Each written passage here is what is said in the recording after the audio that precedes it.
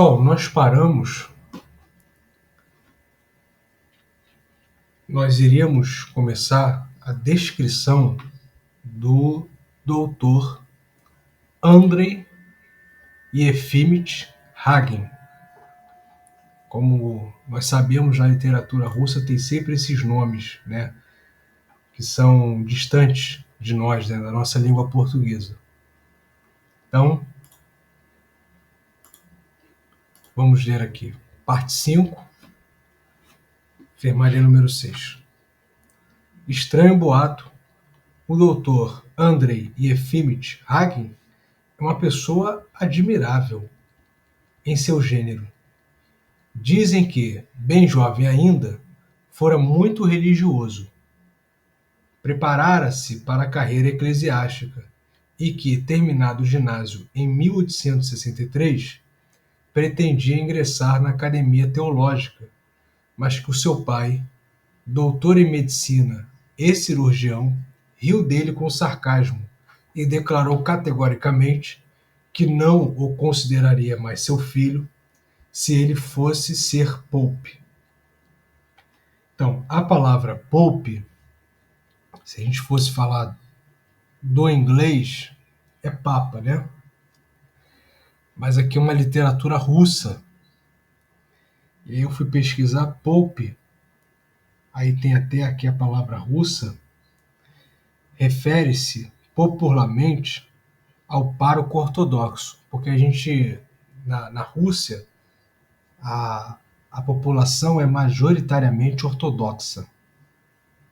Então nós temos um outro segmento cristão, a partir lá do cisma do Oriente, em 1054, nós tivemos esse racha, e aí nós temos esses cristãos que são ortodoxos. E Pope é o pároco ortodoxo.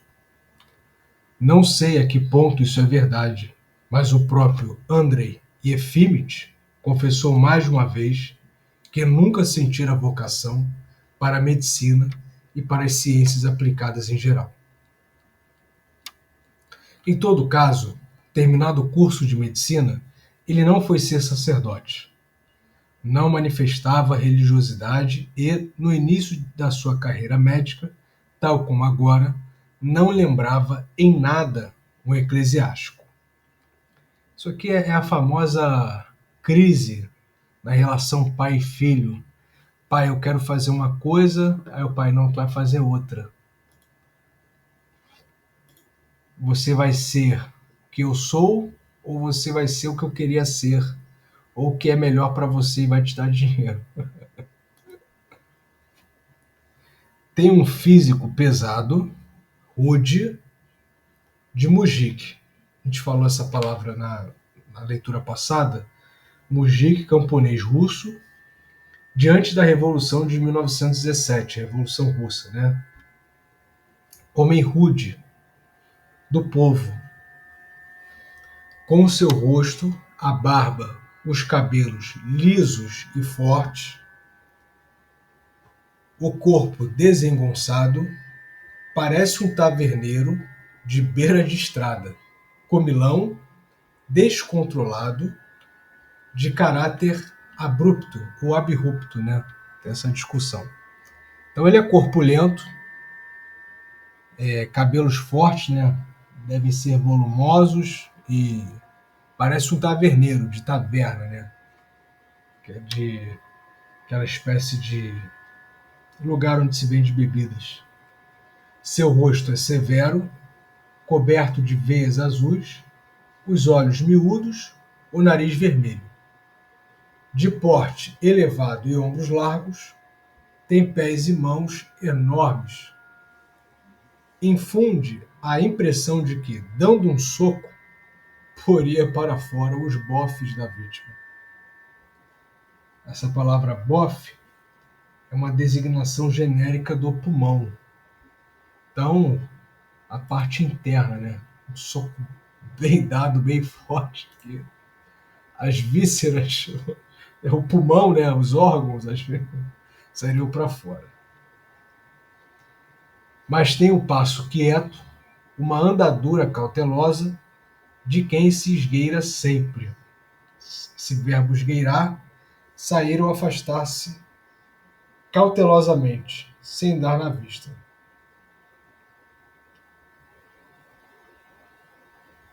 É um andar cauteloso. Ao encontrar alguém num corredor estreito, ele é invariavelmente o primeiro a deter-se, a fim de dar passagem. E diz não com voz de baixo, como seria de esperar, mas com um tenorismo suave. Tenorismo é uma voz que se aproxima do tenor, né?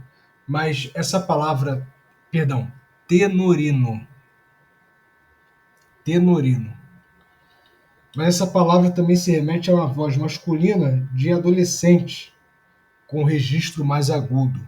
Então, quando o adolescente do sexo masculino ele está ali naquela fase e vai engrossando, mas ainda não perdeu aquela voz, né? Isso eu vi no Oxford e no Michaelis. Então, tenorino, suave, fino, perdão. Ou seja, ele não é aquele que é o primeiro a tomar iniciativa. Pelo contrário, ele sempre espera do outro. Ele sempre, né? Como seria de esperar.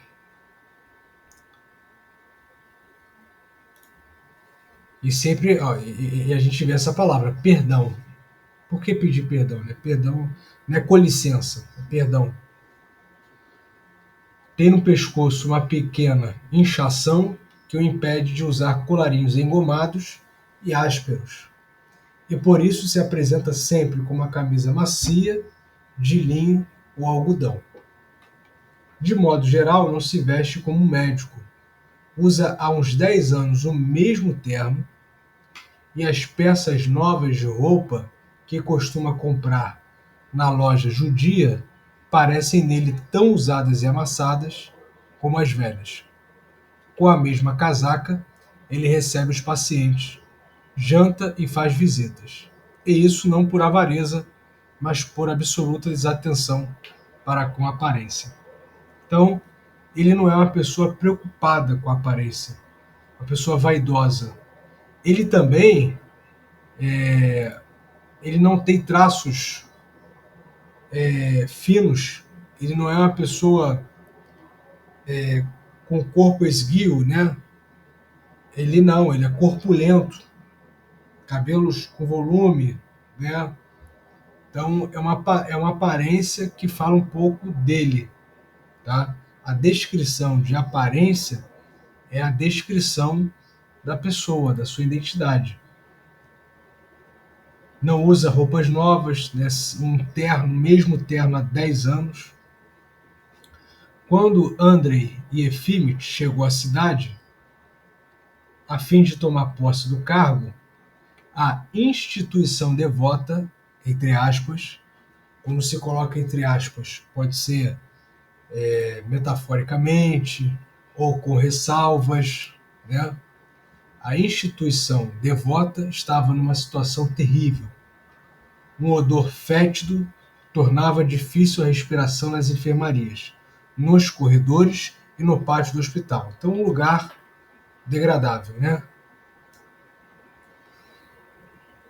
Os criados, as enfermeiras e seus filhos dormiam nas enfermarias junto com os doentes. Não havia separação, né, dos leitos dos enfermos. Havia queixas de que as baratas, percevejos e camundongos tornavam a vida insuportável. Então, insalubre, né? Na sessão de cirurgia, não se dava cabo da erisipela. Erisipela, infecção bacteriana da pele, mais comum nas pernas. Em todo o hospital havia apenas 2 bisturis e nenhum termômetro. Olha só, pessoal, nenhum termômetro para medir a temperatura. Guardava-se batata nas banheiras. O vigia a roupeira e o enfermeiro roubavam os doentes, e dizia-se do velho médico, predecessor de Andrei Efimych, que ele se ocupara secretamente da venda do álcool, olha só, se ocupara secretamente da venda do álcool hospitalar, e que constituíra um verdadeiro harém de enfermeiras internadas no estabelecimento. Então ele era um médico assim ousado, né, diferente. A gente tem que lembrar do Nikita. Vocês lembram do Nikita? O guarda. O Nikita é aquele que chega até a espancar. Quando o Moiseica ele volta da rua, aquele paciente que pode sair para a rua, ele rouba aquele paciente. Então, o Nikita é mais ou menos um resquício, né, desses velhos hábitos, né, da gestão do antigo médico. Na cidade, sabia-se muito bem dessas irregularidades, que eram até exageradas, mas os habitantes encaravam-nas com tranquilidade. Uns justificavam-nas pelo fato de que no hospital eram internados apenas mujiques, esses homens mais rudes, camponeses e pequenos burgueses, que não podiam ficar descontentes, pois em casa viviam muito pior ainda. Então, ó, não fica descontente não, porque em casa tu tem uma vida pior. Então, é melhor isso do que em casa. Não se devia, naturalmente, alimentá-los com carne de perdiz. Outros diziam, em justificação, que a municipalidade, sem o auxílio do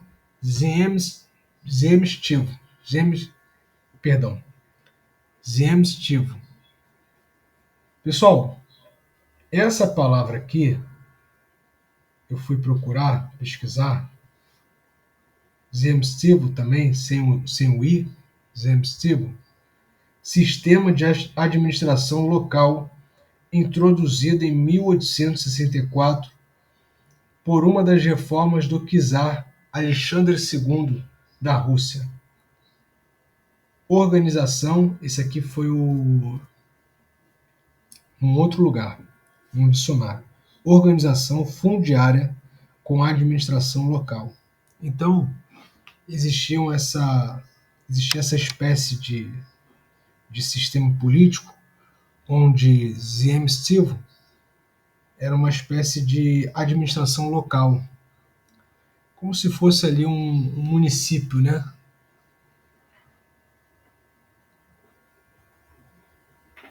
Organização fundiária com administração local. Então tinha ali uma administração local própria. Tem até a palavra municipalidade. Não podia manter um bom hospital.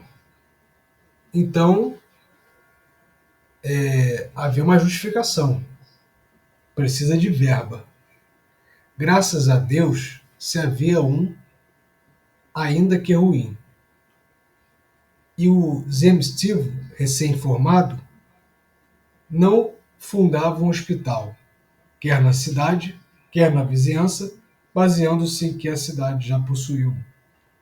Tendo examinado o hospital, Andrei Efimych chegou à conclusão de que era uma instituição imoral e altamente nociva à saúde dos habitantes. Pessoal, então, a constatação do doutor, tá? O hospital é uma instituição imoral e altamente nociva à saúde dos habitantes. A natureza do hospital, ela é outra. Ela é preservar a saúde, né, curar, promover a cura das doenças. Aqui ao contrário, é nociva à saúde. A seu ver, o que havia de mais inteligente a fazer era soltar os doentes e fechar o hospital. Compreendeu, porém, que para isso não bastava a sua vontade e que seria inútil. Expulsando-se a impureza física e moral de uma parte, ela passa a outra.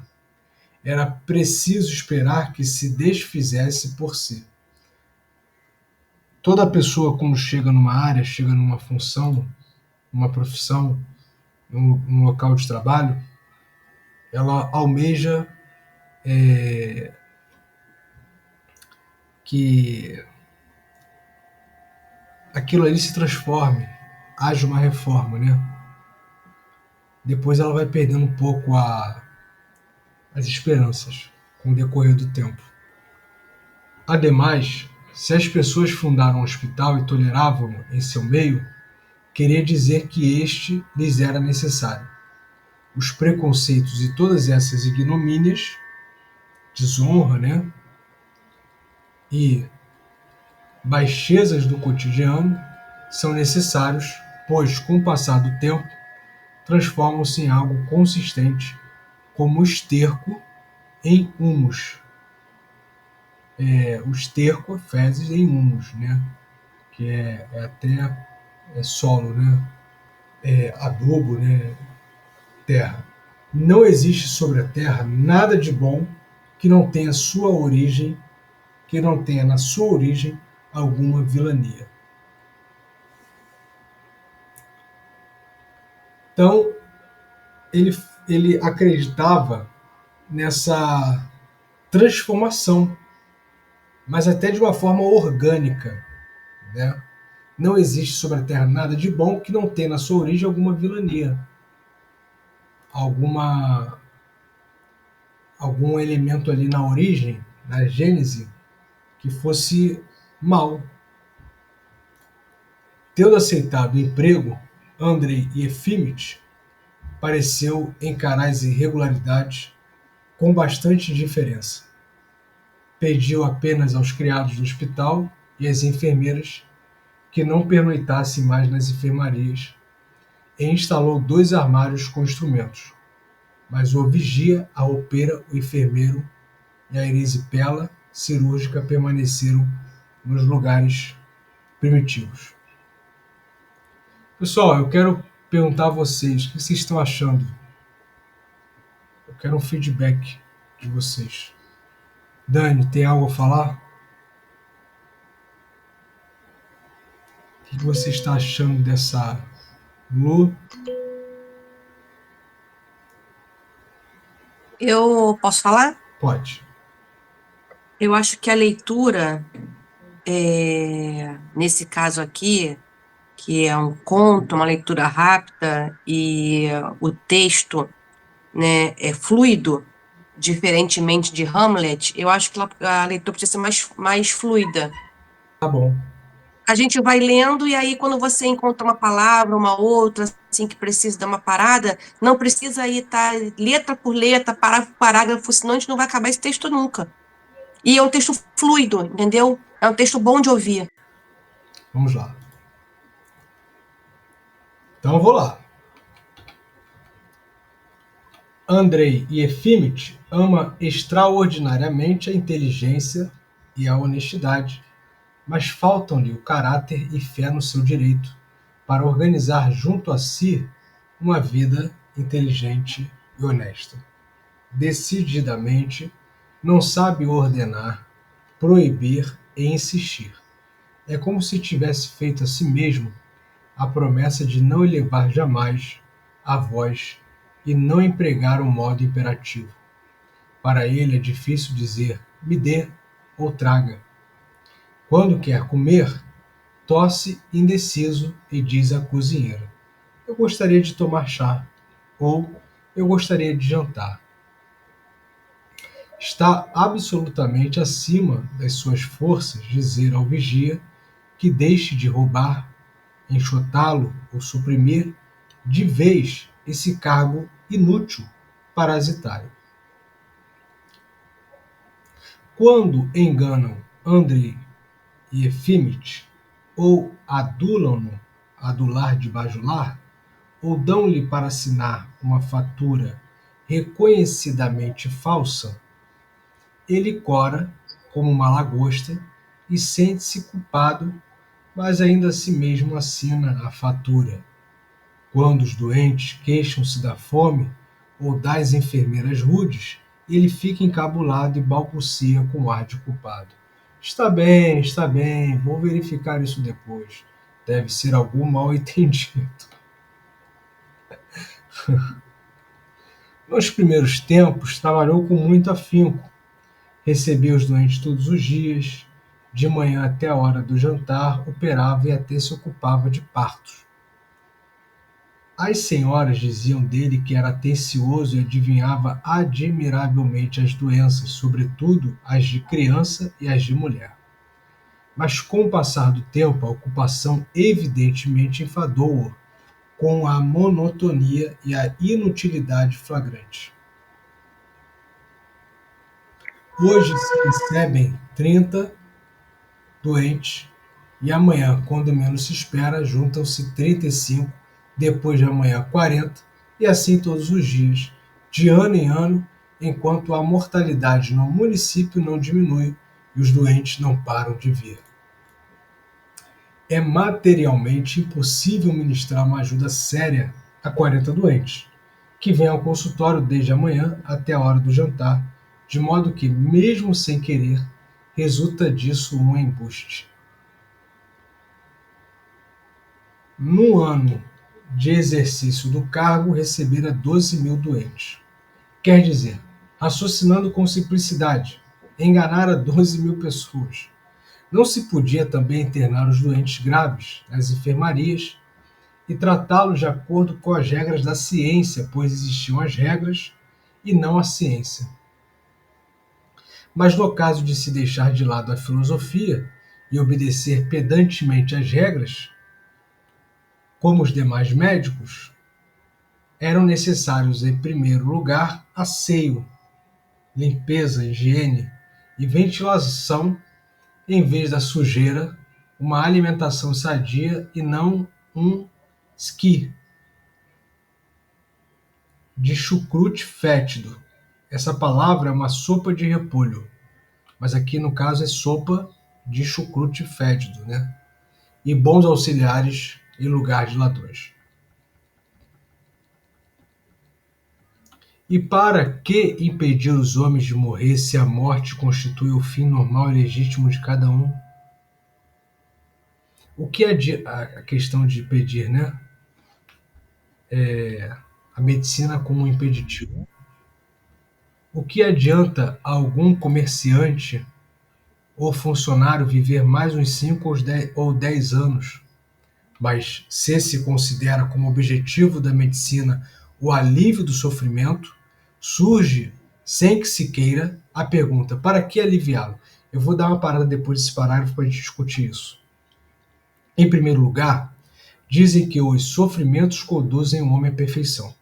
E em segundo, se a humanidade aprender realmente a aliviar os seus sofrimentos por meio de gotas e pílulas, há de abandonar completamente religião e a filosofia, nas quais até agora encontrou não só uma defesa, eu adoro esse trecho, pessoal, preste atenção, não só uma defesa contra todas as desgraças, mas até felicidade. Eu incluiria a literatura, né? Mas a gente vai discutir isso. Antes de morrer, Pushkin, poeta russo, sofreu dores terríveis.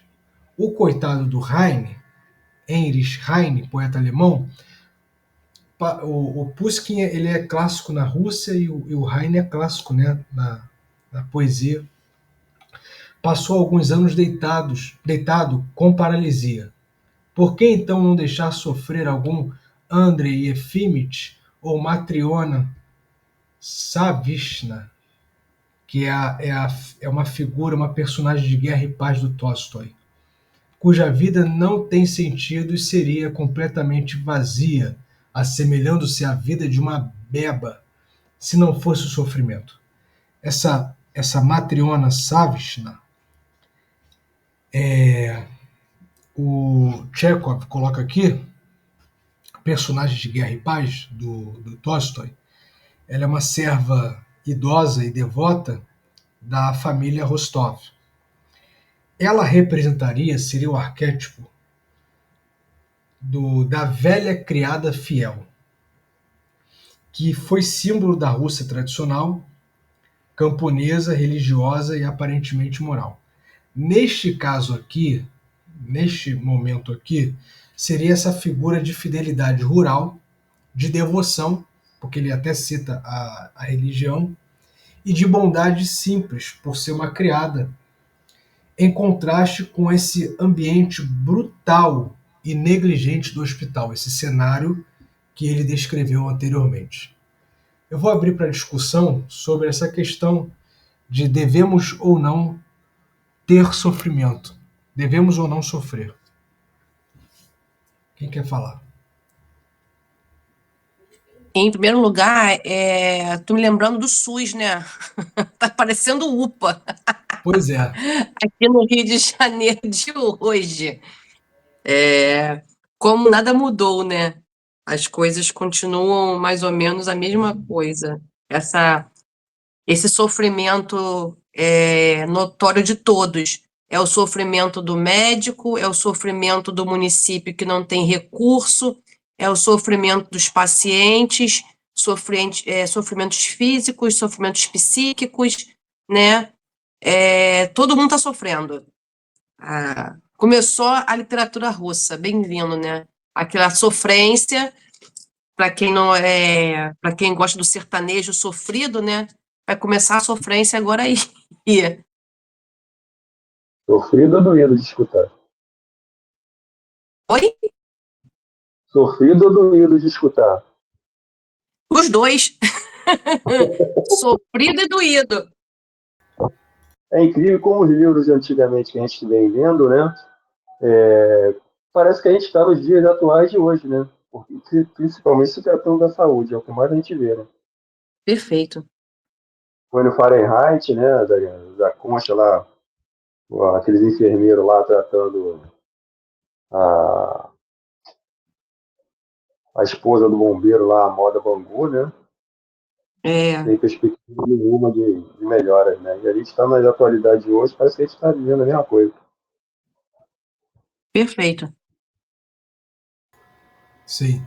Tem uma questão aqui que, se a gente voltar um pouco antes no texto, o, o Andrei Yefimich, o doutor, as pessoas enganam ele e ele deixa ser enganado, né? Vocês viram essa questão do texto? Que fala aqui, ó, quando enganam, ou adulam-no, bajulam-no, ou dão-lhe para assinar uma fatura reconhecidamente falsa, ele cora como uma lagosta e sente-se culpado, mas assim mesmo assina a fatura. Ou seja, com relação a todo aquele contexto ali de sofrimento de hospital insalubre, ele, ele se torna apático, ele se torna passivo. Inclusive, ele também é enganado, sabe que está sendo enganado e está tudo bem, faz parte ali da realidade. Então ele se tornou um com aquele sistema, né? Ele é a própria representação de todo o sistema, né? Ele mesmo é o próprio sistema, né? Quando ele usa as roupas velhas, não tem um cuidado de si, né? Porque o, a- o visualmente, né? Tem até essa perspectiva nova agora nos hospitais de classe média alta, né? Quando você vai fazer uma cirurgia ou quando você vai fazer um atendimento, você tem ali figuras e imagens para o conforto, né? E não mais aquela sala branca, fria Uhum. de hospital, né? Inclusive, tivemos no hospital agora, uns dias atrás, e nos deparamos com uma parede imensa com a Santa Ceia, né, pintada, né, nos azulejos, e aquilo ali me impactou de uma forma, não por ser a Santa Ceia, por ser num hospital, né, um lugar que várias pessoas estão ali, né, professam várias religiões, têm diversos tipos de fé, e naquele momento ali, quando a gente olha aquele painelzão assim, dentro de um consultório médico, por exemplo, dentro de uma emergência, você tem um alívio, né? Um sentimento de que algo que não está nesse domínio da Terra, algo transcendente, algo metafísico, vai dar o suporte espiritual para aquela sua enfermidade. E quando você está nesse ambiente onde tem ratos, baratas, o médico tem uma má aparência, as enfermeiras com uma má aparência, você sabe que sua vida acabou ali. Dali você não vai sair, dali é pro caixão, né? Então, acho que essa narrativa do autor, ela afeta muito, porque são coisas que a gente vive, né? Quem nunca entrou no hospital e não passou por isso? Né? Esse desamparo, né? Porque tá todo mundo desamparado. O próprio lugar está doente, né? Exato. Agora, essa questão do sofrimento, vocês concordam com esse pensamento? Olha só. E para que impedir os homens de morrer, se a morte constitui o fim normal e legítimo de cada um? Quando a medicina avança, ela cria mecanismos de perpetuação, de preservação da vida. E às vezes isso é até um prolongamento da vida. E na verdade a vida iria acabar ali. Aí diz aqui: o que adianta algum comerciante ou funcionário viver mais uns 5 ou 10 anos? Porque às vezes algumas medidas da medicina vão dar mais 10 anos e aí e acaba sendo uma perpetuação, um prolongamento da vida artificial, não natural. Porque se fosse natural, orgânico, a vida acabaria ali. Mas aí tem algum aparelho, né, tem algum método para fazer com que continuem ainda os órgãos funcionando. Aí ele diz aqui: mas se se considera como objetivo da medicina o alívio do sofrimento, surge sem que se queira a pergunta: para que aliviá-lo? Em primeiro lugar, dizem que os sofrimentos conduzem o homem à perfeição. E em segundo, se a humanidade aprender realmente a aliviar os seus sofrimentos por meio de gotas e pílulas, há de abandonar completamente a religião e a filosofia. Porque a religião, por exemplo, a religião cristã fala do sofrimento, né? O próprio Cristo sofrendo por todos, por amor, e a filosofia fala também do sofrimento, né? Por exemplo, o existencialismo. Alguns filósofos, como Schopenhauer, falam que é próprio da vida. E aí, pessoal, vocês acham que o sofrimento é próprio da vida e ele deve estar presente na vida? Porque a gente quer parar de sofrer, né? Essa busca por essa felicidade plena, mas não no sentido de que os gregos pensavam, daimonia, né? Mas de não ter dor, sendo que a dor ela é não só ela não é só ela é necessária. Ela não é só uma realidade, mas ela é necessária, ela é fundamental para a nossa evolução. E aí, o que vocês acham?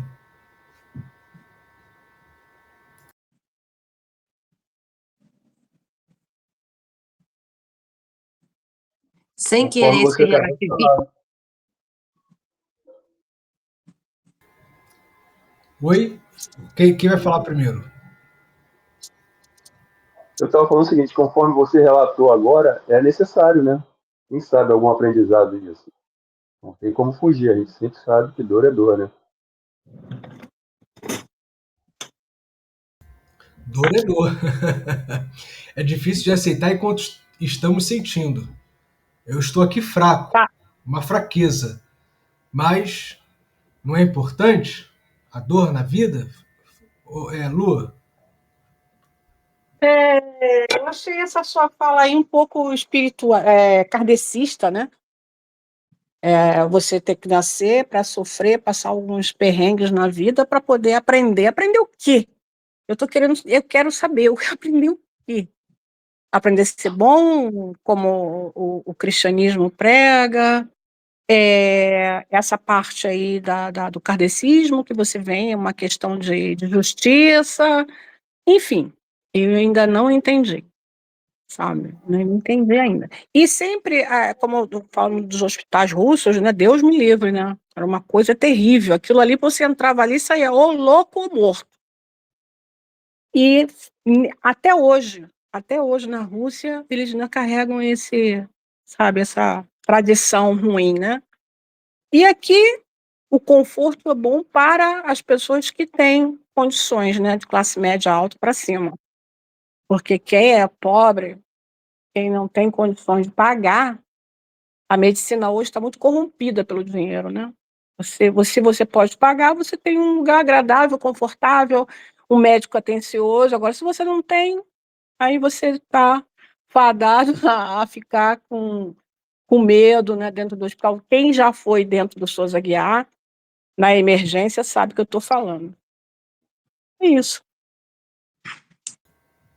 Eu vejo aqui duas vertentes, né? Tem uma vertente social, né, de caráter social, desse desamparo, né, que a condição financeira ela nos causa, e tem também a questão do desamparo interior, dessa questão do sofrimento, né? Eu penso que, sem querer ser relativista, tá? Mas o sofrimento, ele é diferente para cada indivíduo, e a gente não consegue quantificar. Às vezes, o que para uma pessoa é muito sofrido, para outra passa por aquilo de boa, né? Até você estava falando, Pablo, sobre uma professora, né, sua lá do seu colégio, que está enfrentando um câncer, e ela está lá rindo, sorrindo, dentro daquelas condições ali todas entre a vida e a morte, né? Porque quem teve um câncer sabe que fica esse dilema, né? Será que eu vou morrer? Sabendo que a qualquer momento a gente vai morrer com câncer ou não, né? A gente não sabe. Vivendo no Rio de Janeiro, principalmente, a gente sai na rua, a gente sabe se vai voltar. Também é um tipo de sofrimento. Então, assim, tem vários requisitos que a gente começa a pensar aqui. Eu acredito que o livro, ele trata essa questão da individualização do sofrimento de cada indivíduo, né? Como cada indivíduo sofre, porque isso é muito importante.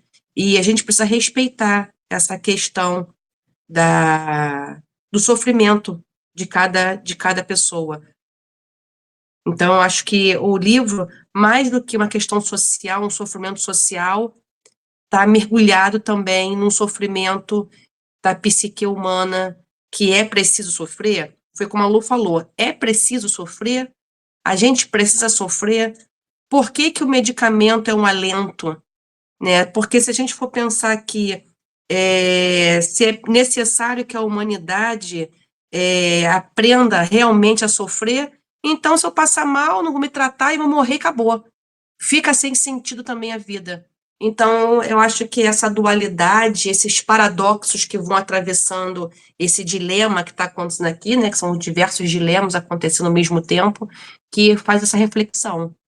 Não tem uma resposta para dar para a Luzimar agora, para falar por que sofremos e por que temos que sofrer aqui, né? Nem de forma física, nem de forma espiritual, nem de forma metafísica, de religião, não tem. A gente não tem essa explicação, porque mesmo dentro das religiões, mesmo dentro da fé, mesmo dentro de uma concepção filosófica de vida, ninguém quer sofrer, principalmente sofrimento físico, né? Esse médico está aí fazendo parto, imagina só a criança nascer já nessa situação, né? A primeira vista da criança do mundo externo, né, não no mundo interior, é esse, né? É esse partejamento do sofrimento. Ela parteja o sofrimento e aquela criança vai também sofrer ao longo da vida por conta da sua situação socioeconômica. Então, acho que são muitas questões que a gente precisa ir avaliando, e quando chegar ao final a gente a gente vai continuar com essa mesma sensação de desamparo, e que não há uma fórmula perfeita para lidar com o sofrimento. Cada um lida de uma forma diferente. É verdade. Isso aí. Eu gostei desse ponto, Dani, porque cada um, essa última frase, né? Cada um lida de uma forma diferente. A gente, às vezes, tenta colocar a nossa perspectiva, as nossas impressões, as nossas reações nas pessoas. Mas cada um tem um modo diferente de conceber as coisas, de, de perceber as coisas, né? Então, essa Até singularidade. a sua força física, né? Desculpa. Até a sua força física, né? Tem pessoas que são mais fortes, sustentam mais o sofrimento, a dor. Outras nem tanto. Por exemplo, eu só tô com dorzinha de cabeça, eu tomo logo remédio, porque eu odeio sentir dor. Tem pessoas que não, a dor me faz reafirmar que eu estou vivo.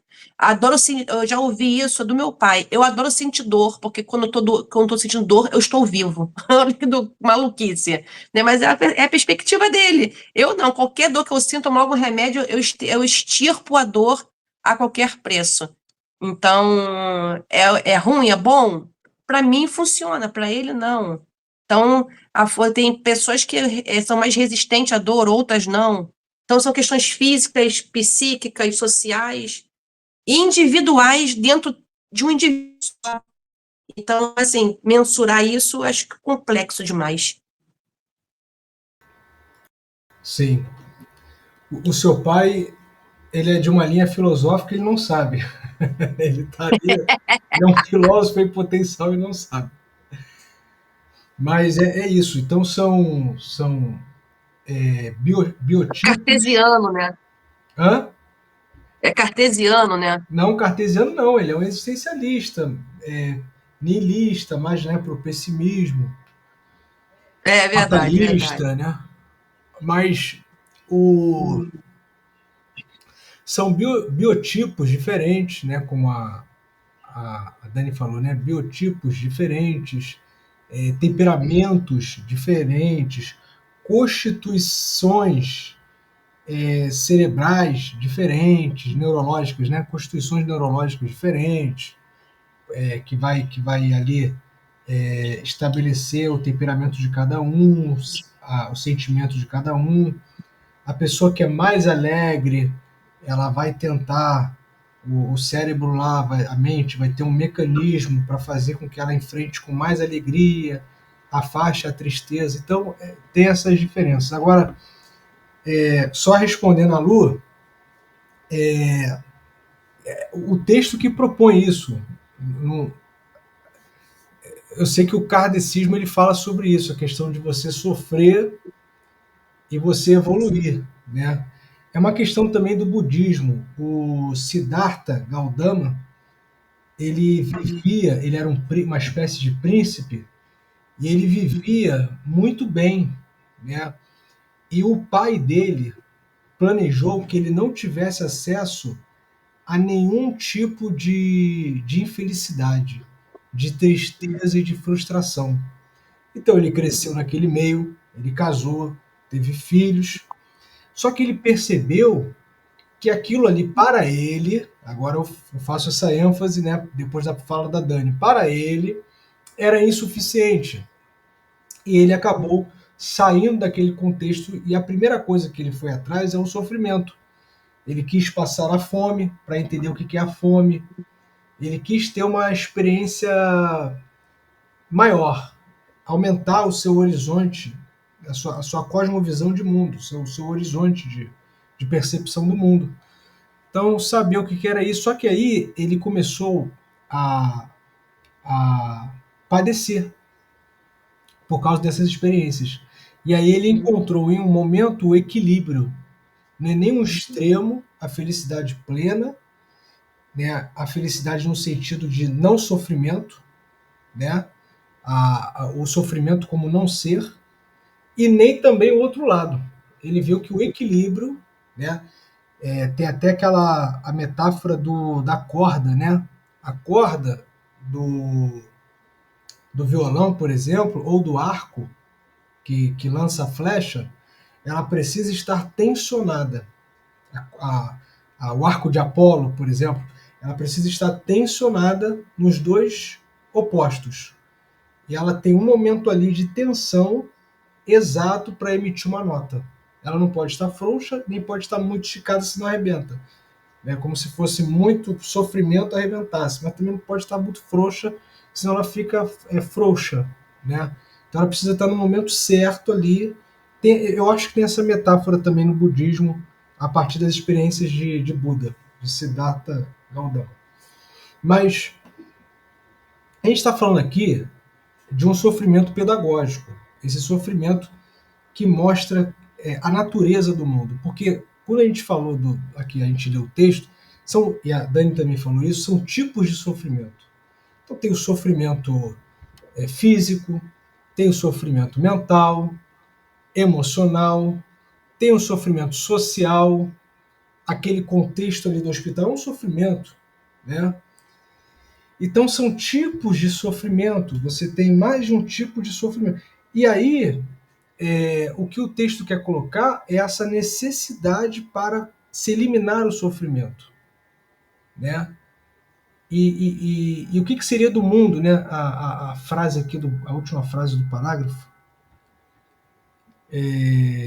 cuja vida não tem sentido e seria completamente vazia, assemelhando-se à vida de uma ameba, se não fosse sofrimento. O que seria se não fosse sofrimento? Porque o sofrimento, na natureza, se a gente considerar, a gente falou de tipos de sofrimento, se a gente considerar o sofrimento, por exemplo, quando um predador ele traga ali a sua presa, é um sofrimento para a presa, que ela está morrendo. Mas se não for a presa, e aí? Nós temos a nossa racionalidade.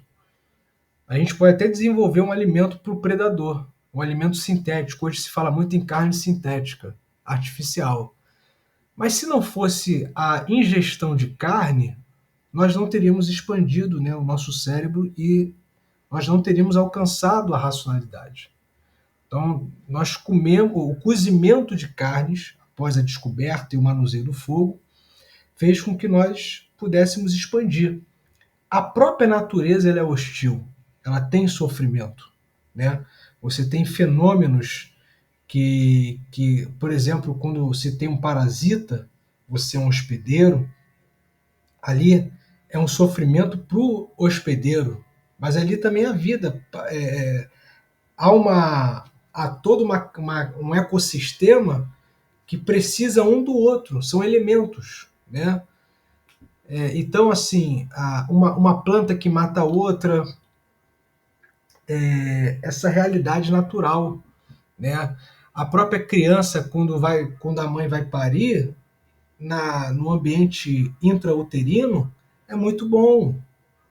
Temperatura regulada, um abafamento dos sons externos por causa daquele líquido, né?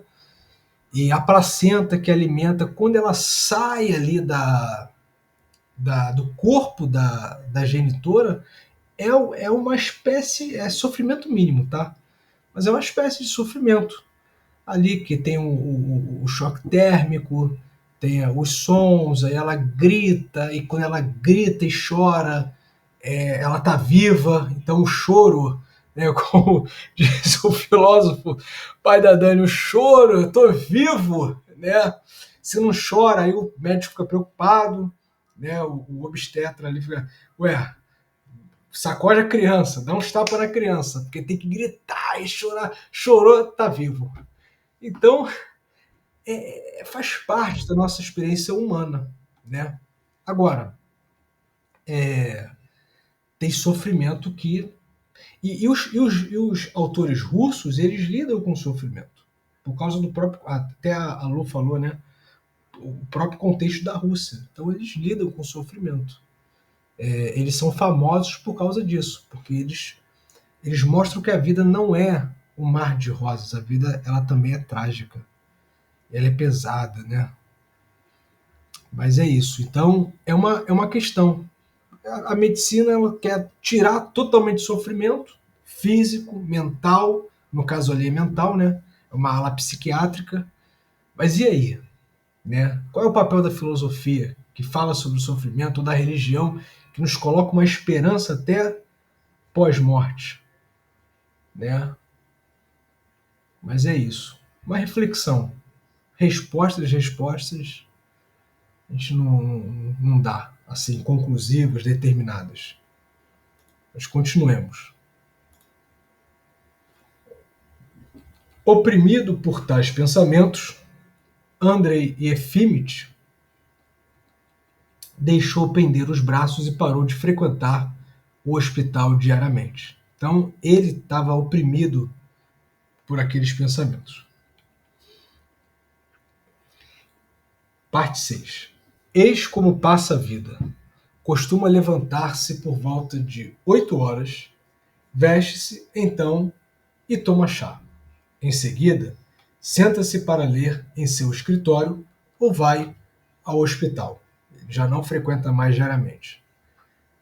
Ali há pacientes do ambulatório, sentados num corredorzinho escuro, estreito, à espera de serem atendidos.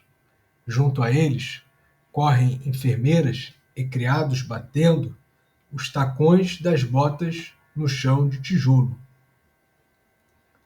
Passam doentes esquálidos, desarrumados, né, ou imundos, sujos, né, de roupão, carregam-se cadáveres e vasilhas com excrementos, há crianças chorando, formam-se correntes de ar.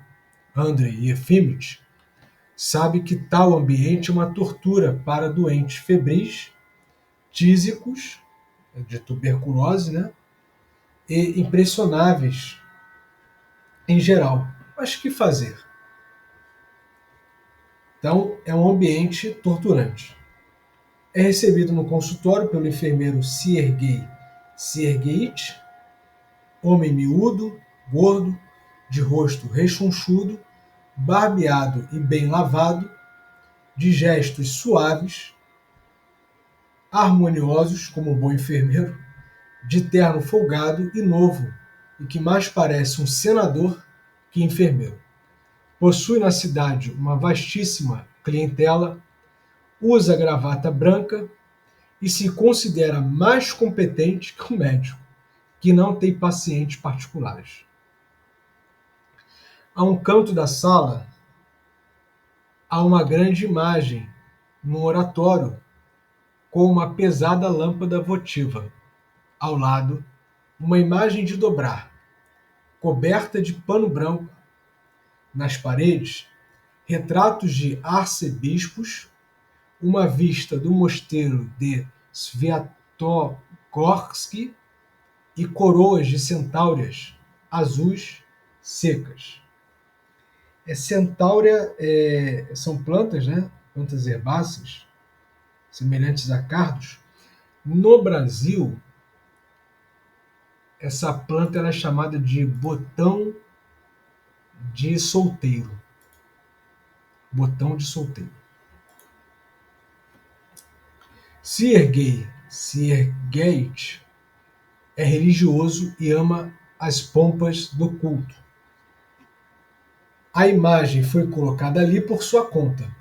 Aos domingos, por sua ordem, algum dos doentes declama um acatisto e em seguida o próprio Sergei Sergeich percorre todas as enfermarias com um turíbulo, esparzindo nelas incenso.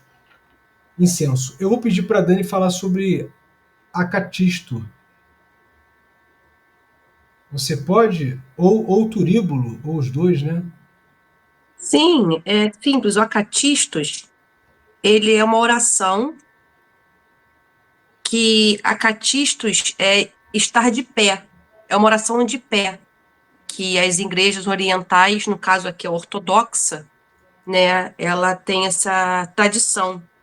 O turíbulo é aquele onde fica o incenso, aquele objeto, né, que coloca o incenso ali e aí você incensa o local, né, de ritual do culto, para que as ofertas, para que as palavras cheguem até Deus de formas como um aroma perfumado, né? Não tem... O acatistos é um tipo de oração, é uma ritualística oriental, Uhum. de pé, porque o acatisto, geralmente, ele costuma durar 2 horas. Então, é um sofrimento, né? Você tá ali em pé, rezando, né? Cantando, né? Que é um canto também, pode ser cantado, pode ser falado, que costuma demorar e que precisa ser de pé. E entregar essa condição para Deus, no caso aqui, né? Jesus Cristo, porque é ortodoxo. É uma espécie de. Eu tô com a palavra penitência, mas não é. De autossacrifício devocional, né? Isso, De você. isso. É devocional, Devocional. Ok, em honras e glórias a Deus. ok. Quando é um acatistus mariano, né, no caso Nossa Senhora, é um acatistus voltado para, por exemplo, para as almas do purgatório. Se oferece esse acatistus para em honra para o sufrágio das almas no purgatório. Então, depende, né? O acatistus é uma oração de pé. Ok. Então a gente só falar aqui, a gente vê que ele, ele é religioso, ama as pompas do culto e ele faz toda uma ritualística, né? Ele coloca, né, esse oratório, imagens, né, retratos de arcebispos, com a vista lá do mosteiro, e passa um turíbulo percorrendo, né, pelas enfermarias. Os doentes são muitos, o tempo escasso, e por isso o trabalho se limita a um curto interrogatório e a entrega de algum remédio, como um unguento volátil ou óleo de rícino. É um óleo vegetal da mamona. Andrei Efimit fica sentado, a face apoiada no punho, pensativo, e formula maquinalmente as perguntas. Sirgeit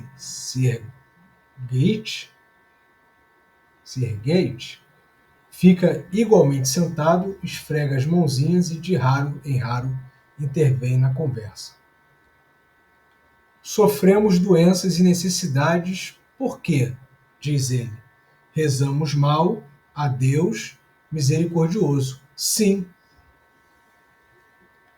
a busca do porquê do sofrimento. Nas horas de consulta, Andrei Efimit não realiza nenhuma operação.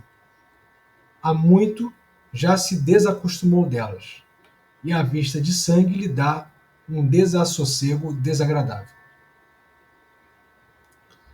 Quando se torna necessário abrir a boca de uma criança para olhar-lhe a garganta, e a criança grita e defende-se com as mãozinhas, a cabeça de Andrei Efimit gira por causa do barulho e lágrimas aparecem-lhe nos olhos. Apressa-se então a receitar um remédio e agita os braços para que a mulher leve logo a criança. Então, o Andrei Efimit, ele tem uma sensibilidade com relação à dor, né? Ele até não gosta de ver uma criancinha sofrer. Durante a consulta não tarda a ficar aborrecido com a timidez e parvoíce dos doentes. Com a proximidade do pomposo Sirgeit, com os retratos nas paredes e com as suas próprias perguntas, que formula invariavelmente há mais de 20 anos.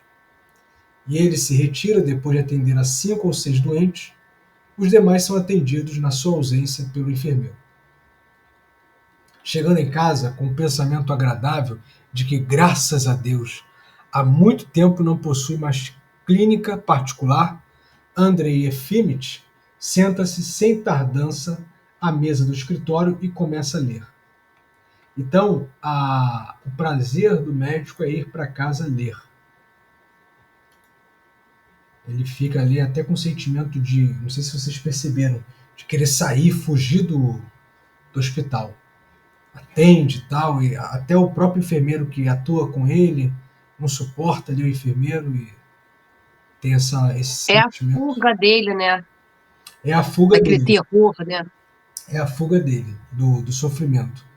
É o sentimento de fuga, uma urgência, né, de sair dali e ir para o mundo que ele construiu, que é o de leitura. Lê muitíssimo e sempre com grande prazer. Consome a metade do ordenado na compra de livros e e dos 6 cômodos do seu apartamento, 3 estão abarrotados de livros e revistas velhas. Aprecia mais que tudo obras sobre história e filosofia. No campo da medicina, assina unicamente o médico, que sempre começa a ler pelo fim. Aí tem aqui uma nota de rodapé com o nome da revista. A leitura leva algumas horas seguidas, o que não o deixa cansado. Não lê com a mesma rapidez e impetuosidade de Ivan Dmitrich, outrora, e sim devagar, com penetração, detendo-se com frequência nas passagens que lhe agradam ou que não compreende. Então, o Ivan Dmitrich, nós vimos que ele lia, né? Ele lia, devorava tudo, até revistas. Não sei se vocês se lembram, calendários do ano anterior. Tudo que vinha para a mão dele, ele lia. O médico não, ele lê com paciência, né? Como se estivesse lendo um texto filosófico, que você fica em 3 páginas no final de semana, para você poder entrar no pensamento daquele filósofo, naquela matriz psicológica, e entender os conceitos que ele formula, né, a perspectiva dele, você fica ali 3, 4 páginas, você fica 3 dias, né, uma página por dia ali só para tentar entender. Às vezes não entende, vai entender anos depois. Mas é isso.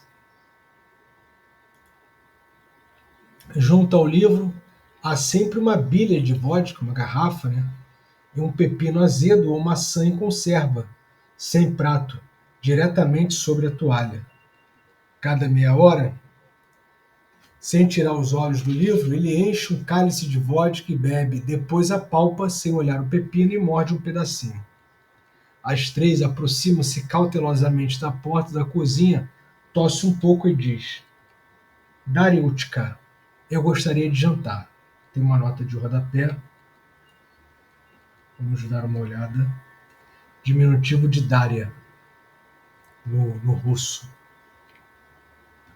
Depois do jantar bastante ordinário, comum e pouco asseado, Andrei Efimych caminha pelos quartos do apartamento, as mãos cruzadas sobre o peito e pensa.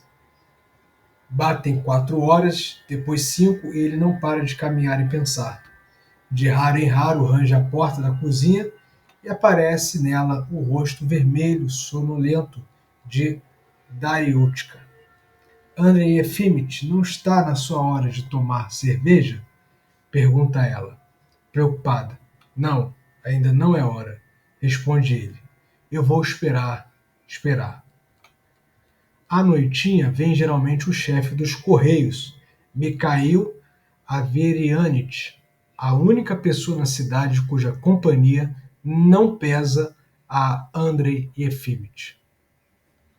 Mikhail Averyanitch foi um dia proprietário rural muito rico e serviu na cavalaria, mas ficou na miséria e, já entrado em anos, ingressou no serviço dos Correios. Tem aspecto sadio, animado, magníficas suíças grisalhas, maneiras educadas e uma voz sonora agradável. É bondoso e sentimental, mas irritadiço. Quando nos Correios uma parte protesta, não concorda ou simplesmente se põe a argumentar. Mikhail Averyanitch fica vermelho, treme com todo o corpo e grita numa voz de trovão: "Cale-se!" De modo que os Correios já adquiriram há muito a fama de repartição que dá medo frequentar. Mikhail Averyanitch respeita e ama Andrei Efimych, então ele é um admirador, pela sua cultura e nobreza de espírito, mas trata os demais habitantes do Alto como se fossem seus subalternos. E aqui estou eu, diz entrando em casa de Andrei Efimych. Boa tarde, meu querido. Vai ver que já lhe enjoei, hein? Pelo contrário, estou muito contente, responde o médico. Estou sempre contente de vê-lo. Os amigos sentam-se no divã do escritório e ficam algum tempo fumando em silêncio. Dariutka, gostaríamos de uma cerveja, diz Andrei Efimych. Bebem a primeira garrafa igualmente em silêncio. O médico pensativo e Mikhail Averyanitch com um ar alegre, vivo, como uma pessoa que tem algo muito interessante a contar. É sempre o doutor quem inicia a conversa. Pessoal, então nós temos um amigo. Primeiro, nós temos uma rotina do doutor, uma rotina bem programada, e ele recebe esse amigo que é uma espécie de admirador, chefe dos Correios. Foi um homem muito rico, depois ficou na miséria, e aí, já com uma certa idade, entrou na repartição e se tornou o chefe dos Correios. E ele sempre vai ter como amigo Andrei Efimych, é a única amizade que o Andrei Efimych tem, diz o texto, né, suporta, né? Então é uma pessoa muito sistemática, as pessoas não conseguem uma proximidade facilmente, e ele vai ter com o doutor ali, né, uma espécie ali de conversa, né, afetuosa, troca de ideias e tal. Que pena, diz ele devagar, suavemente, balançando a cabeça e sem fitar o interlocutor nos olhos. Nunca encara as pessoas. Que grande pena, meu respeitável Mikhail Averyanitch, que na nossa cidade não haja absolutamente pessoas que saibam e gostem de manter uma conversa inteligente e interessante. Então aqui é uma perspectiva do doutor e também do Mikhail, porque ambos, o Mikhail considera todos como subalternos, né? Respeita somente o doutor. E o doutor acha que todos são ignorantes, incultos. Essa é uma perspectiva do doutor, do personagem. Isso constitui para nós uma privação enorme. Mesmo os intelectuais de ofício não se elevam acima da vulgaridade. O grau da sua cultura, asseguro-lhe, não está de nenhum modo acima da classe inferior. Absolutamente certo, estou de acordo. Você mesmo sabe, prossegue o médico, suave e pausadamente, que neste mundo tudo é sem importância e desinteressante, a não ser as manifestações espirituais superiores da razão humana. A inteligência traça uma fronteira nítida entre o animal e o homem. Lembra a natureza divina do segundo, do homem, e de certo modo substitui para ele a imortalidade que não existe. Por conseguinte, a razão constitui a única fonte possível do prazer. Então, na opinião do doutor, a razão constitui a única fonte possível de prazer. Essa inteligência que eleva e separa o animal do homem, eleva o homem, essas manifestações espirituais superiores da razão humana. Mas nós não vemos, não sentimos junto a nós a razão. Quer dizer, que estamos privados do prazer.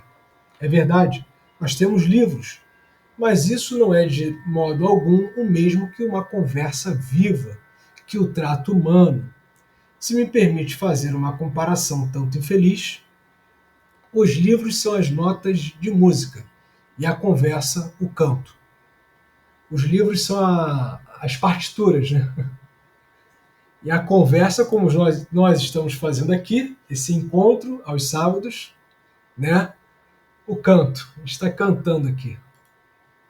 Absolutamente certo. A segunda fala do interlocutor, do Mikhail, é de concordância. Será que é só concordância? Vamos ver. Segue-se uma pausa. Nariútica sai da cozinha e, com uma expressão de embotada angústia, apoiando o rosto com um punhãozinho para a porta a fim de ouvir. Suspira Mikhail Averyanitch.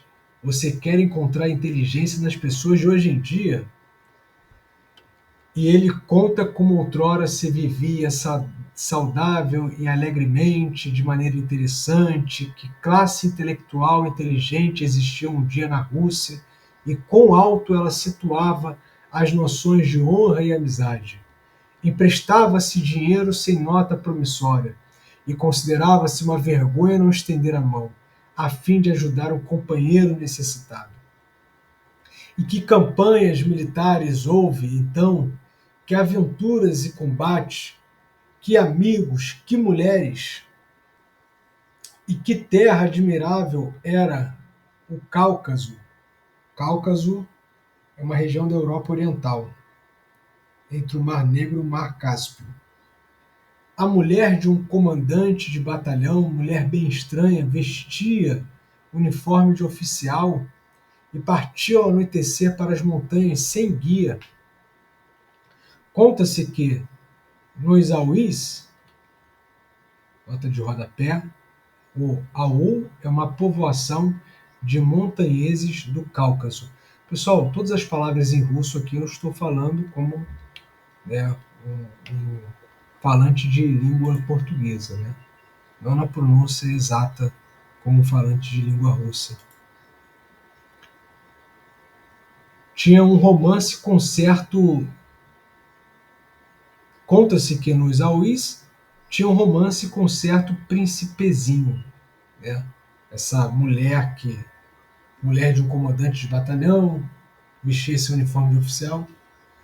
Mãe do céu, rainha, suspira Dairútica. E como se comia, como se bebia, e que valorosos liberais havia então.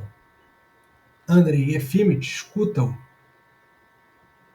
mas não ouve. Está pensando em algo e vai bebericando a cerveja. Então, a diferença entre escutar e ouvir. Escuta, está escutando ali o barulho, a pessoa falando, mas não está ouvindo, né? Não está pensando no que foi falado, está pensando no próprio pensamento. Eu sonho muitas vezes com pessoas inteligentes e conversas com elas, diz ele inesperadamente, interrompendo Mikhail Averyanitch. Meu pai me deu uma instrução admirável, mas influenciado pelas ideias da década de 60, aqui 1860. Obrigou-me a ser médico. Tenho a impressão de que, se ele tivesse desobedecido então, eu estaria agora no próprio centro do movimento intelectual. Provavelmente seria professor de alguma faculdade.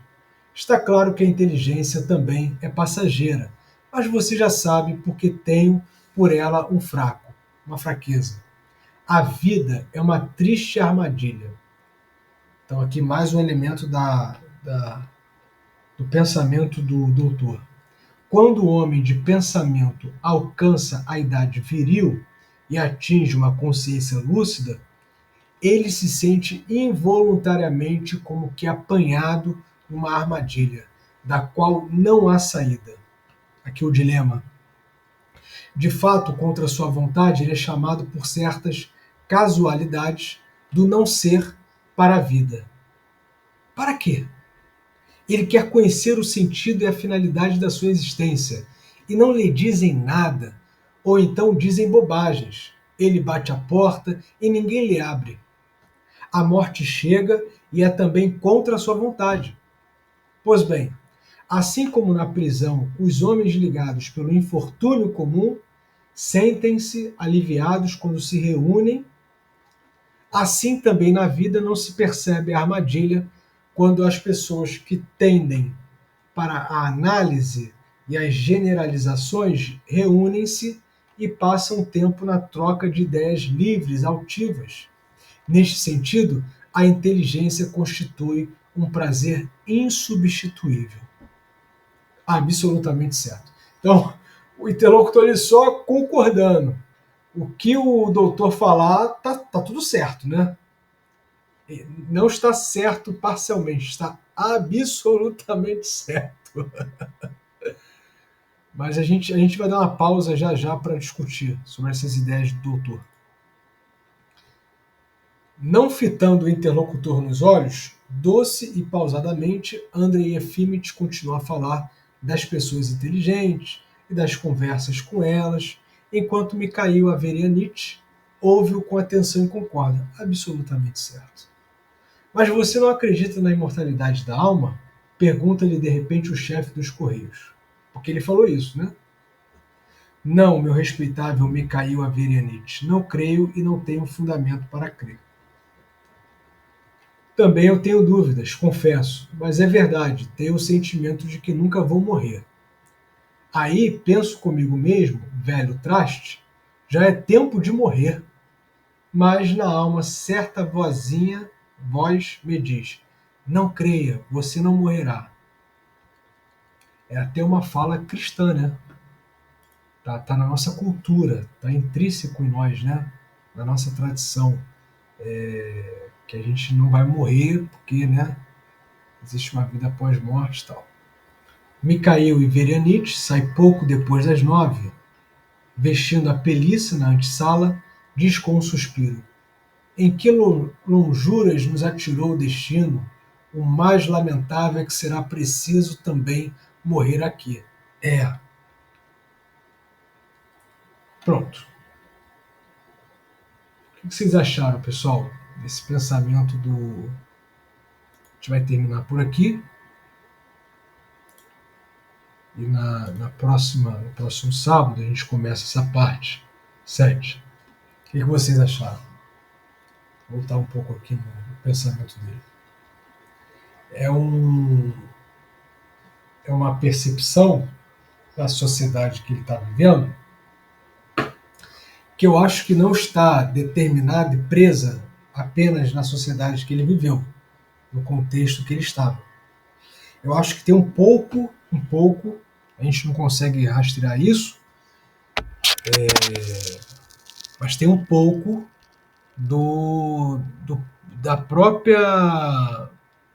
Eu não sei o quanto, né? Não dá para dizer isso, mas pode ter, vamos colocar assim, pode ter um pouco da própria percepção do Chekhov, por causa de outros contos, tá? Por causa do conto A Aposta. Então, mas aqui ele está querendo marcar a identidade, a personalidade do doutor. O doutor, ele fica se lamentando pela época que ele vive e essa baixa procura pela vida intelectual. E ele fala que a única coisa que tem realmente valor é a inteligência humana, né? Esses movimentos espirituais da razão humana. O que vocês falam acerca disso? E ele fala aqui, eu quero até enfatizar mais uma vez, é verdade, nós temos livros, mas isso não é de modo algum o mesmo que uma conversa viva, que o trato humano. Eu estou lembrando de um amigo meu que ele procura pessoas para conversar, né? De certo que às vezes ele quer conversar os temas que ele tem, né? Existe esse exercício da escuta que deve ser feito. De você escutar, quer dizer, aqui é uma diferença entre escutar e ouvir. Não só escutar, mas ouvir. É porque tem aquele texto escutatório do Rubem Alves, né? Mas aqui eu estou querendo colocar como, de fato, ouvir aquilo que a pessoa está falando. Deixa eu tentar me colocar no lugar dela, deixa eu tentar pensar como ela para entendê-la e assim, depois disso, emitir alguma opinião acerca do que ela está dizendo. Isso é um exercício que deve ser feito. E ele procura pessoas para conversar. Então, quando ele encontra uma pessoa, ele quer preservar aquela amizade, porque é uma pessoa que está mais aberta a certas questões que a maioria não está. A filosofia se chama de senso comum, né? Esse pensamento comum às pessoas, que são uma matriz de pensamento que foi construída a partir da cultura, da transmissão dos valores dos próprios pais, que refletem os valores da sociedade, da religião, das crenças, né? A gente chama de senso comum. E tem essas pessoas que fogem do senso comum, que elas estão mais abertas às reflexões. Porque muitas vezes o pensamento do senso comum como opinião comum, que não quer dizer somente isso, tem um outro sentido aristotélico de sentido comum, percepção comum, mas senso comum como opinião comum a todos, às vezes é um pensamento irrefletido, automático, porque você ouve, você cresceu ouvindo, é verdade, isso aí. Não, não é. Você não parou para refletir, para passar por uma análise crítica e ver que não é. Na verdade é um pensamento falso. Mas é isso que ele quer enfatizar, esses exercícios de raciocínio que produzem, né, ali a inteligência. Ele fala até que os intelectuais da época, os grupos, né, eles na verdade não estão de acordo com o que ele acha que deve ser, como deve ser. Mesmo os intelectuais de ofício não se elevam acima da vulgaridade. Os professores, os escritores, os jornalistas, os pesquisadores, o grau da sua cultura, asseguro-lhe, não está de nenhum modo acima da classe inferior. Então, ele tem aqui uma concepção própria do que é, de fato, esse patamar de inteligência. E aqui, eu falei que eu ia enfatizar, acabei não falando. Não só a leitura, mas, como eu falei do meu amigo, né, essa busca por conversar, por trocar, por esse exercício dialético, né? Não adianta só ler, tem que arrumar esses círculos para poder haver discussão. Pronto. O que vocês acharam?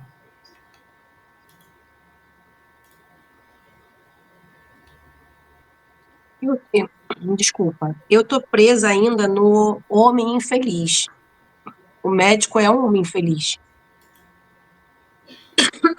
Ele é infeliz.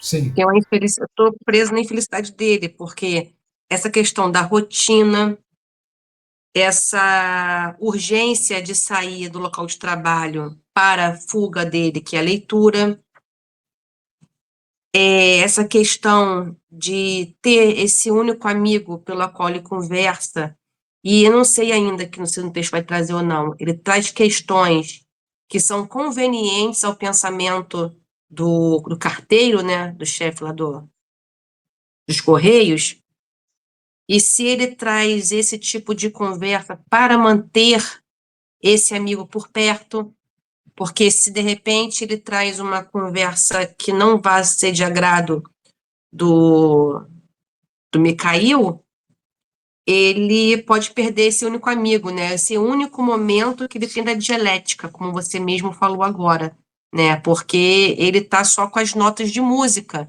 mas não consegue a conversa. Só consegue a conversa com esse único amigo dele, que é o chefe dos Correios. Então, tô presa ainda nesse dilema a vida é uma triste armadilha. Essas armadilhas que ele está fazendo para se manter vivo. Mesmo quando ele diz, lá no início que a gente estava lendo, para que o sofrimento, né? Se você pode morrer, porque você vai morrer uma hora e vai acabar todo esse sofrimento, ele mesmo assim, ele quer se manter vivo. Porque ele pega todos os subterfúgios que estão acesso a ele, que ele tem acesso, que estão acessíveis a ele, para poder se manter vivo, né? A rotina o mantém vivo, os livros o mantêm vivo, o amigo o mantém vivo, se mantém vivo dentro de uma infelicidade. Será que eu viajei muito? Não, correto. Você falou corretamente. Lembrando que esse amigo, a gente não viu ainda nenhum tipo de discordância. É por isso, né? Por É, isso que tem, ele exatamente. mantém, ele mantém um diálogo, né? Ele não mantém um exercício dialético, como você falou. Ele dando informações, está conversando aquilo que o cara quer ouvir, porque a gente sabe que esse cara também essa, ele tem como é que foi a palavra que usou aqui o texto, hein? Ele é um cara irritadiço. Ele não quer irritar o amigo. Então ele traz os assuntos, né, que o amigo quer ouvir. Sabe aquele amigo que só fala o que você quer ouvir? É mais ou menos isso. Ele é seu amigo? Não sei. Eu acho que não.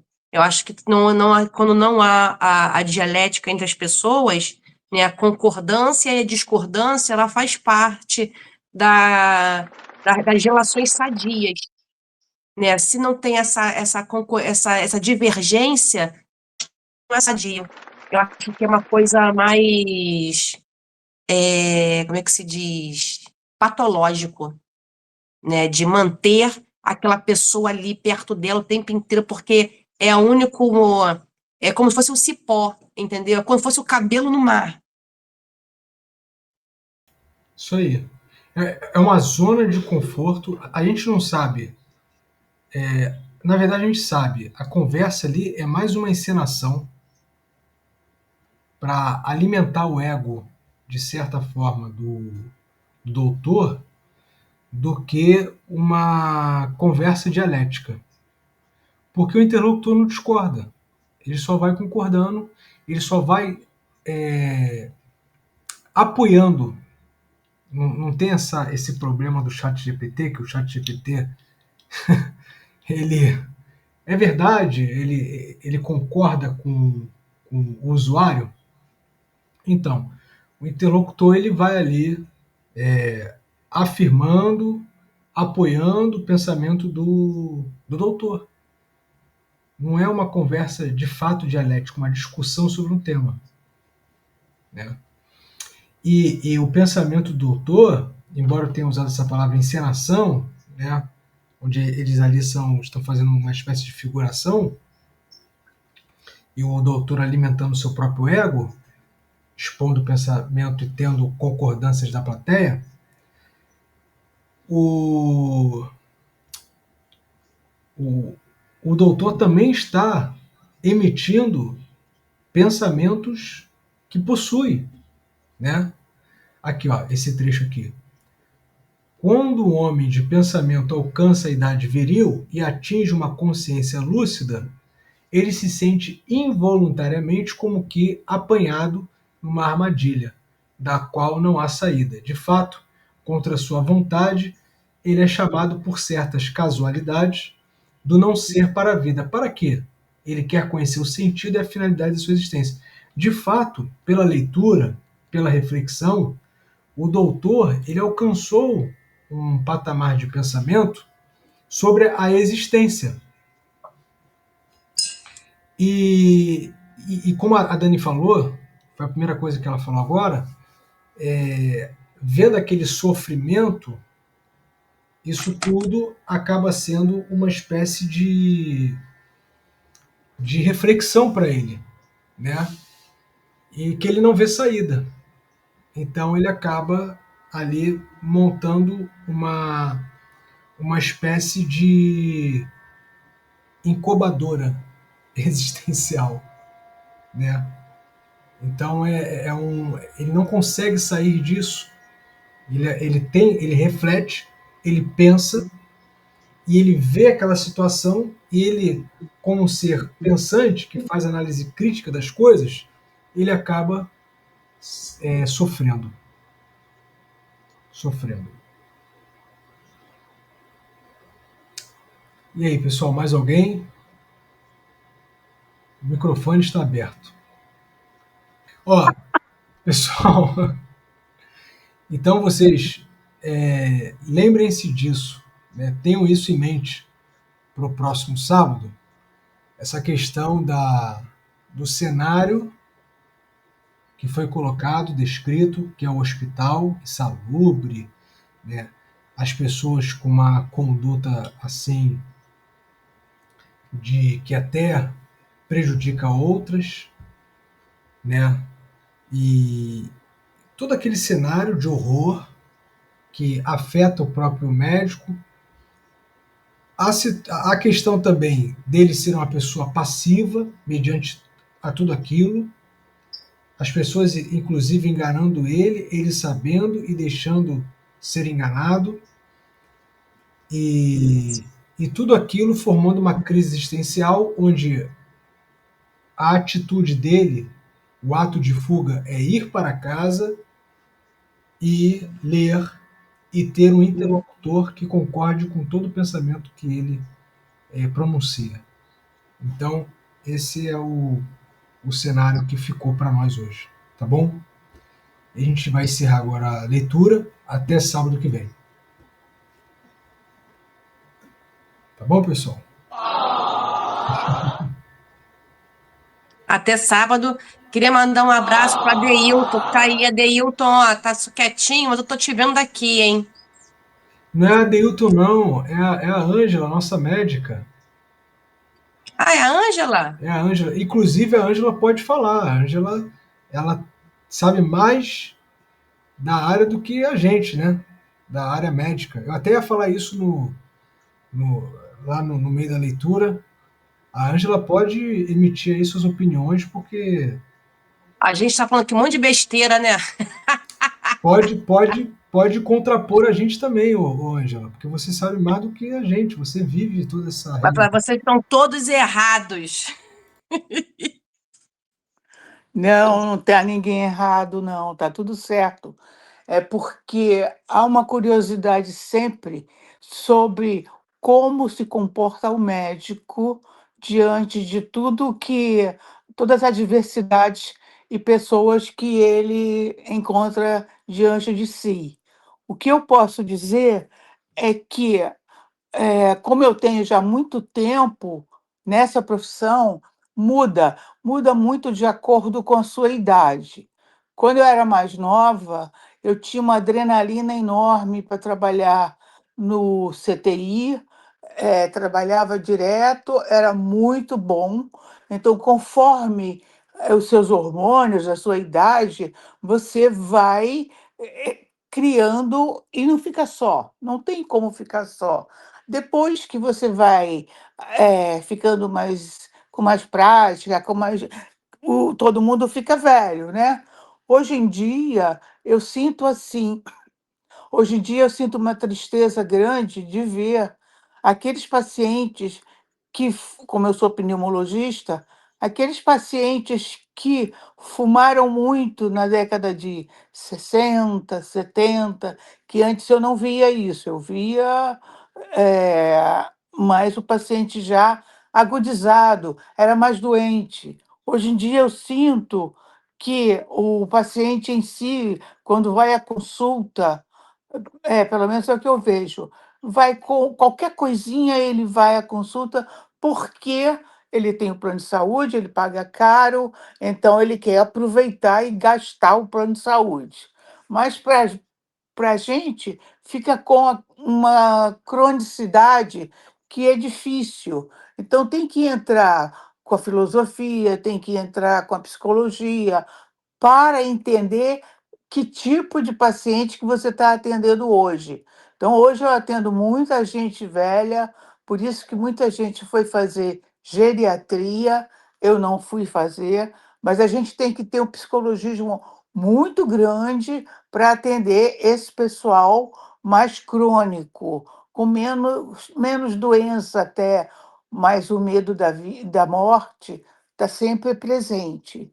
E aí fica menos interessante, mas por outro lado, a partir do momento que o paciente vai por qualquer queixinha, qualquer tosse, qualquer coisa, para mim, eu já espero aquilo que ele vai isso, porque é da idade dele, é o medo da morte, para conversar, vai muitas vezes falar com o paciente, os pacientes vão falar com o médico, então o médico fica uma figura meio de psicanalista para alguns pacientes. A gente tem que ter a tática, estratégia de que isso não vire para. Não é da minha competência tratar a ficar conversando. Nós temos que atender o restante da fila. Então, é isso, quer dizer, quanto mais velho o paciente, mais medo da morte tem, mais fica para o médico uma responsabilidade que ele tem na psicologia de tudo, da doença, da pessoa. Temos que atender muito mais coisas do que só aquela aquela síndrome, aquele sintoma atualmente. Tem que entender o conjunto do paciente. Então, eu atendi logo no início da minha carreira, eu cheguei a trabalhar no manicômio, porque eu ia fazer psiquiatria, mas o que eu vi foi tão grave, aquilo tudo que o Foucault levantou é verdade. Então, eu não tinha maturidade para aguentar aquilo que eu vi no manicômio, que eu vi a maneira como que tratavam as pacientes, que eu vi a catatonia, que eu vi o medo ali, o abandono, eu vi muito abandono da família com as pessoas que tinham qualquer diferença. Não eram loucos, tinha uma diferença que para eles ia incomodar, então colocavam lá. Graças a Deus isso acabou, acabaram os manicômios. Eu via também na emergência muita gente que chegava porque a família não queria ficar com aquela crise de loucura dentro de casa. Mas, enfim, é uma vida agitada? É, mas a gente vai envelhecendo, os pacientes também vão envelhecendo, e vai ficando uma coisa crônica, uma cronicidade que você precisa de ter uma ajuda de uma analista para não julgar, para não ficar intolerante. Mas é isso, quer dizer, a vida segue de acordo com o círculo do médico também, né? E a gente tem que ter um grupo de leitura, a gente tem que ter um analista para segurar as pontas, porque o círculo vai abrindo, vai abrindo. Mas é isso, quer dizer, é o que eu vejo, é da minha experiência. Mas eu não teria outra profissão, não teria. A filosofia agora me completou muito, que eu já deveria ter feito desde o início, mas tudo tem sua hora. Eu estou gostando muito da leitura. Obrigada a vocês pela escolha e pela paciência. Valeu. Que legal, que legal. Isso aí. Fala, Dani. Dani, pode falar. É a visão, né? É uma outra visão, uma outra perspectiva. Porque a gente, que não é médico, a gente sempre tem aquela perspectiva de paciente. A gente nunca pensa na perspectiva do médico. A gente acha que o médico ali tá ali para nos servir, né? E acha que o médico pode ter a solução de todos os problemas. E não é assim que funciona. Então, essa perspectiva, esse outro olhar, o olhar do médico, desculpa, eu acho que faz toda a diferença aqui, Ângela. Obrigada pela sua fala. Eu acho que é importante você sempre dizer, porque é bom ouvir também, né, que existe um outro lado, não só o meu, da minha doença, mas até para você poder ajudar também o médico, que às vezes você vai com tanto. O problema é tão psicológico mais do que fisiológico. E aí o médico não consegue alcançar o real problema, e dificulta o diagnóstico também. Isso aí.